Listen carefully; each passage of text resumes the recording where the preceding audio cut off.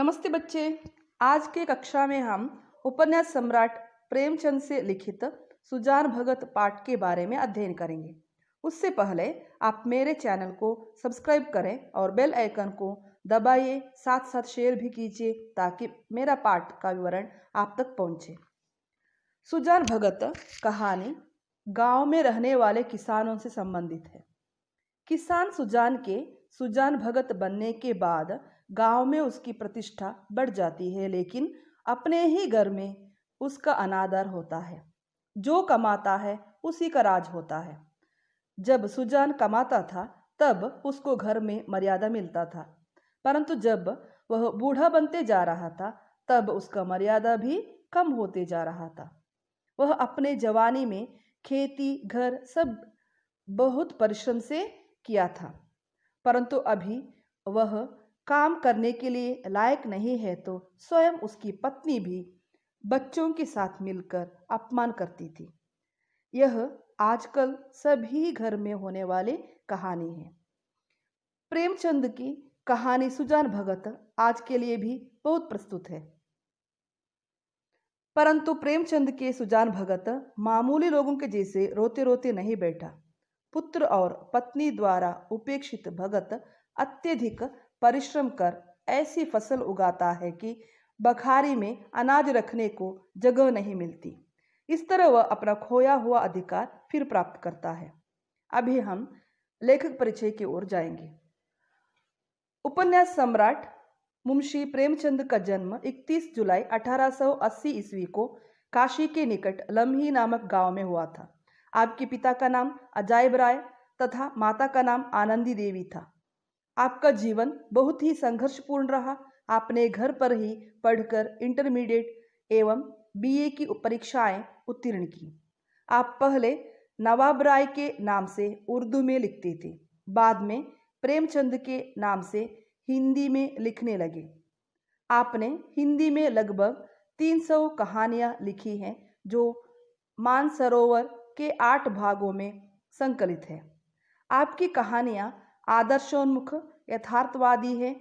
आपकी शैली में सरलता, सजीवता एवं प्रभावोत्पादकता है। मुहावरेदार भाषा का प्रयोग आपकी विशेषता है। 8 अक्टूबर 1936 ईस्वी को आपका स्वर्गवास हुआ। आपकी कृतियां उपन्यास में सेवा सदन, प्रेमाश्रम, रंगभूमि, निर्मला, कर्मभूमि, गबन, गोदान आदि, नाटक करबला, संग्राम, प्रेम की वेदी आदि, निबंध, साहित्य का उद्देश्य, स्वराज्य के फायदे, कुछ विचार आदि। प्रेमचंद के कहानी सुजान भगत 5 भागों में विभाजित किया गया है। उसको मैं सारांश के रूप और परिचय की दृष्टि से विवरण करते जाती हूँ।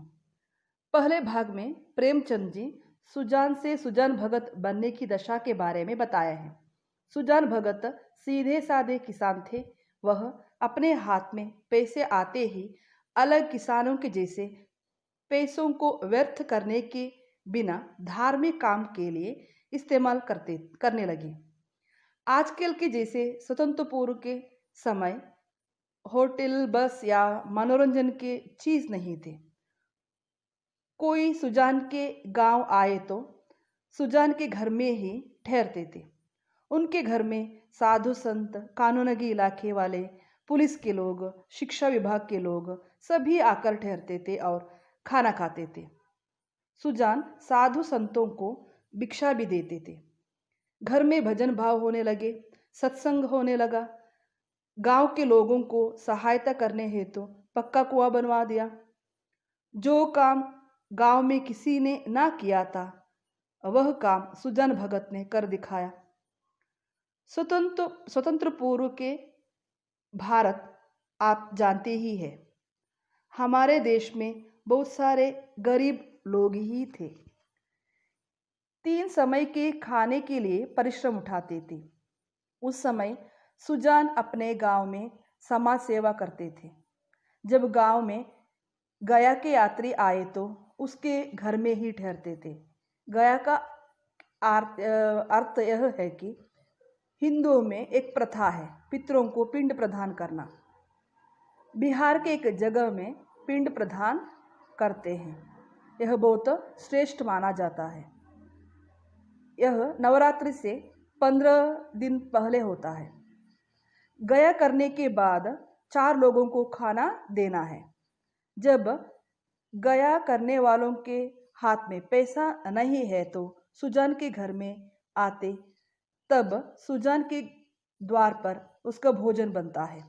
एक दिन सुजान के मन में भी गया करने की मन हुआ, तो पत्नी के साथ गया करने चले। वहां से लौटकर यज्ञ और ब्रह्मभोज के इंतजाम किए। सारे रिश्तेदारों को बुलाए और 11 गांवों में सुपारी बंटी। सुपारी बांटने का अर्थ है, पहले जमाने में पति पत्नी मिलकर घर घर जाकर सुपारी देकर इज्जत से बुलाते थे, परंतु आजकल मोबाइल में व्हाट्सएप या फेसबुक द्वारा संदेश रवाना करते हैं। सुजान के घर में धूमधाम से कार्य हुआ कि चारों ओर वाह वाह मच गई। सब यही कहते थे कि भगवान धन दे तो दिल भी ऐसा दे। लोग ऐसे कहने के लिए शुरू किए कि भगवान आदमी का दिल देखकर संपत्ति देते हैं। अभी हम दूसरे भाग की ओर जाएंगे। अभी सुजान महतो से सुजान भगत बन गया। सुजान भगत का अर्थ है कि वह दूसरों के दिल नहीं दुखाना है। सुजान भगत स्नान पूजा के बिना खाता नहीं था। पहले जब सुजान खेती में काम करवाता था, तब वह कुलियों को कम मजूरी देता था, परंतु अभी वैसे नहीं कर सकता था, क्योंकि वह सोचता था कि मजूरों के रोया दुखी हो है तो भगवान माफ़ी नहीं करेंगे। इसलिए अभी मजूरों को खुशी दिलाने के लिए ज़्यादा ही मजूरी देता था। दूध दुहाने के समय भी बछड़े के ध्यान में आकर बछड़े को ही ज़्यादा दूध पिलाता था। भिक्षुकों को भी भिक्षा परंपरा को तोड़कर ज़्यादा ही भिक्षा देता था। इन कारण घर से बाहर उसका इज्जत बढ़ता था और घर में कम होते जाता था। उसकी पत्नी और बेटे समझते थे कि सुजान भगत इस तरह दान देते गए तो एक दिन खेती घर गृहस्थी को सत्यानाश करेंगे। सुजान के 2 बेटे भोला और शंकर बात बात में इस पर कॉमेडी करने शुरू किए। सुजान महतो से सुजान भगत बन गए तो उसके हाथों से धीरे धीरे अधिकार छीने जाने लगे। किस खेती में क्या बोना है, किसको क्या देना है, किससे क्या लेना है, किस भाव क्या चीज़ बिकी, ऐसी महत्वपूर्ण बातों में भी भगत की सलाह ना ली जाती थी।